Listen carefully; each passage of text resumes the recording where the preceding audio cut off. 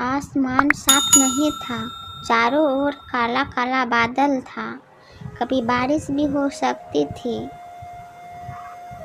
सुजाता जल्दी जल्दी घर जा रही थी, जिससे कि वो बारिश में भीग न जाए, क्योंकि सुजाता पिछले हफ्ते बारिश में भीगने की वजह से बीमार हो गई थी। वो भागते भागते अपार्टमेंट तक पहुंच तो गए, लेकिन बीच में बारिश होने लगी और सुजाता बारिश में भीग गई। इस कारण से वह परेशान हो गई। वह देखती रही कि इस बार अगर वह बीमार हुई तो भारी परेशानी आ जाएगी। सुजाता ने दरवाजे की घंटी बजाई, अपार्टमेंट में प्रवेश किया।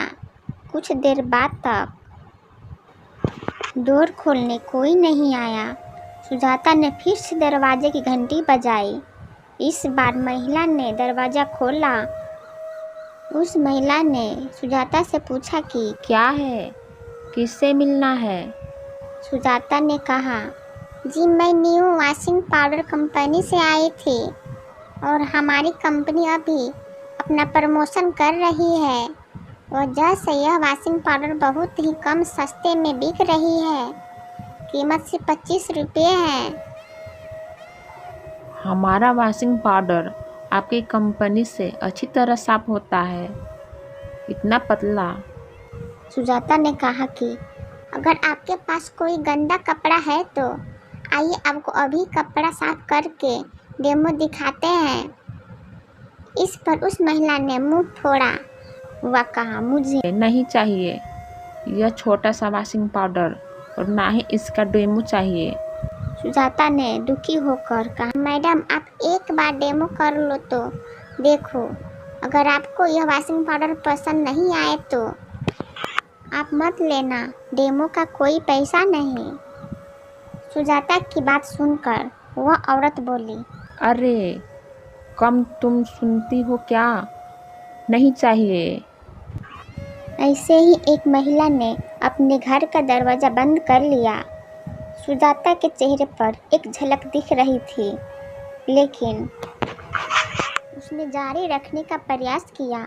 उसे अपार्टमेंट के अन्य घर भी बदल गए, लेकिन इस अपार्टमेंट में केवल एक ही महिला ने अपना वॉशिंग पाउडर खरीदा।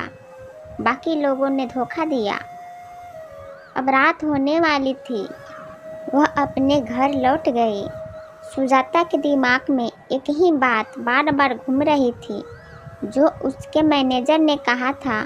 सुजाता के मैनेजर ने कहा था, 1 महीने का अंत तक 20 वॉशिंग पाउडर मिश्रण बेच देना है और अभी तक 3 ही खत्म हुआ है। यह सुनकर सुजाता ने कहा कि सर मैं वॉशिंग पाउडर बेचने की पूरी कोशिश कर रही हूँ। हमारी कंपनी नई होने की वजह से लोगों को कन्विंस नहीं कर पाती। यह सुनकर सुजाता का मैनेजर ने कहा, देखो हमने किसी को भी मुफ्त में नौकरी नहीं दी गई है। अगर काम पूरा नहीं किया तो आपको नौकरी से निकाल दिया जाएगा। इस पर सुजाता ने दुखी होकर कहा, सर ऐसा मत कहिए, इसी तरह नौकरी के धंधे में मेरा घर चलता है। मैनेजर ने कहा, यह सब मैं नहीं जानता। आपको 20 वॉशिंग पाउडर बेचना ही है, नहीं तो कल के बाद आप नौकरी पे नहीं आना। लेकिन सुजाता ने यह काम पूरा नहीं कर पाया। वह बहुत परेशान थी। वह मन ही मन सोच रही थी कि कल वह मैनेजर मुझे नौकरी से निकाल देगा, फिर कैसे गुजारा होगा। वह भगवान से कहा, भगवान मदद करिए मेरी। सुजाता के पति की कपड़े की एक दुकान थी, जिसकी बहुत अच्छी चलती थी। अगर एक बार ग्राहक अपनी दुकान में जाता था तो कुछ भी खरीदने बिना नहीं जाता था। बेकार कोई छोटी ही चीज़ क्यों ना खरीदे। सुजाता के एक हंसता खेलता परिवार था, लेकिन एक दिन अचानक उसकी दुकान में शॉर्ट सर्किट की वजह से आग लग गई। महेश भी उस समय दुकान के अंदर ही था। उसने बाहर की आने की बहुत कोशिश की, लेकिन उस आग में कपड़ों के साथ वो भी सुलझ गया था, जिसके कारण वह इस दुनिया में नहीं रहा। महेश के चले जाने के बाद दोनों बच्चों की जिम्मेदारी सुजाता के ऊपर आ गई थी। पिछले 8 महीनों से सुजाता सेल्फ की नौकरी कर रही थी। कभी पूरा हो गया तो कभी नहीं हुआ, लेकिन इस बार सुजाता को पूरा ना होने पर नौकरी से निकाल दिया जाता। पिछले कई दिनों से वह एक नई नौकरी की तलाश कर रही थी, लेकिन उसे कोई काम नहीं मिला। घर का मकान मालिक और बच्चों की फीस भी देनी थी। घर का राशन भी खत्म होने वाला था। आज जब सुजाता शाम को घर लौटी तो वह बहुत उदास थी। तभी उनकी बेटी ने कहा कि माँ, क्यों उदास हो? चलो हमारे साथ खेलो ना।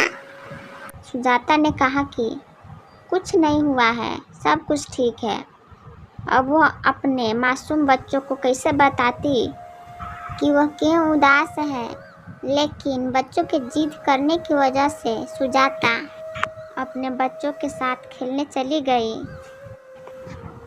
उसकी बेटी ने बॉल को इतना तेज मारी कि बॉल जाकर झाड़ियों में खो गई। उनकी बेटी ने कहा, माँ, बॉल झाड़ी में चली गई है, लेकर आती हूँ। सुजाता बोली, आप गुड़िया के पास रहो, मैं स्टॉक से बॉल लेकर आती हूँ। बॉल लेने के लिए जीप के पीछे चला गया, लेकिन तभी उसकी जोर से आवाज़ आई, माँ बचाओ बचाओ। जैसे ही सुजाता ने सोना की आवाज़ सुनी, सुजाता और गुड़िया सोना की तरफ भागे।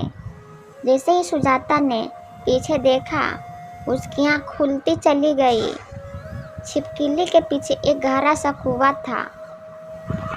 सोनिया नीचे से जोर जोर से बोल रही थी, माँ बचाओ, मैं डूब रही हूँ। अचानक गायब हो गई। कुएं से अपनी माँ को आवाज़ लगा रही थी, माँ बचाओ। इसे सुजाता के हाथ का पाँव फूल गया और उसे कुछ समझ में नहीं आ रहा था, इसीलिए सुजाता भी कुएं में कूद गई। कुएं में कूदने के बाद सुजाता अपनी बेटी को आवाज़ लगाने लगी। तभी उसके पैर पकड़कर किसी ने उसे कुएं के अंदर डाल दिया, जहाँ पर वह दूसरी दुनिया में थी। वहाँ पर सब कुछ सोने का था, सोने के गहने, सोने के सिंबली और सोने की बिस्किट। तभी उसने अपनी दोनों बेटियों को भी वहाँ पर सलामत देखा। जैसे दोनों बच्चों ने अपनी माँ को देखा, वह अपनी माँ के पास ही दौड़ती हुई चली आई। सुजाता ने कहा कि तुम दोनों ठीक हो, भगवान का लाख लाख शुक्र है। सोनाली और गुड़िया ने कहा, हाँ हम दोनों ठीक हैं। उन्होंने अपनी माँ से पूछा, माँ ये कौन सी जगह है? यहाँ पर तो कोई भी इंसान नजर नहीं आ रहा। तभी वहाँ एक व्यक्ति प्रकट हुआ, जिसका आधा शरीर मनुष्य का था और आधा शरीर पत्थर का। उसने कहा, यह वस्तु सोना है। यह सुनकर सुजाता चौंक गई। बोली, इतना सारा सोना कहाँ से आया है और यह कौन सी जगह है? यह सुनकर उस व्यक्ति ने कहा सुजाता को, यह पाताल लोक है और मेरा नाम अंगद सेन है। मैं पाताल लोक का निवासी हूँ। मैंने एक बार लालच में पाताल लोक के मंदिर से सोने की चोरी कर ली थी। कुछ दिन बाद यह बात हुई कि पुजारी को पता चल गया और मुझे श्राप दे दिया। इसके बाद मैं पुजारी के पैरों में गिरकर क्षमा मांगने लगा। मुझे माफ कर दो, बड़ी गलती हो गई। पुजारी ने कहा, ये भूल नहीं, पाप है। तू देवी के मंदिर से चोरी की है। अंगद सेन बोला, मुझे इतनी बड़ी सजा मत दो। आज पूर्णमासी थी और अंगद सेन अपना पूर्ण रूप पाने के लिए सुजाता की मदद करना चाहता था। अंगद सेन ने सुजाता को 100 सोने की मोहरें दी और कहा, इससे तुम अपनी नई जिंदगी शुरू करो। इतना कहकर अंगद सेन ने फिर से पत्थर का बन गया। सुजाता अपने बेटी और अंगद सेन को लेकर बाहर आई। अंगद सेन वहीं गायब हो गई।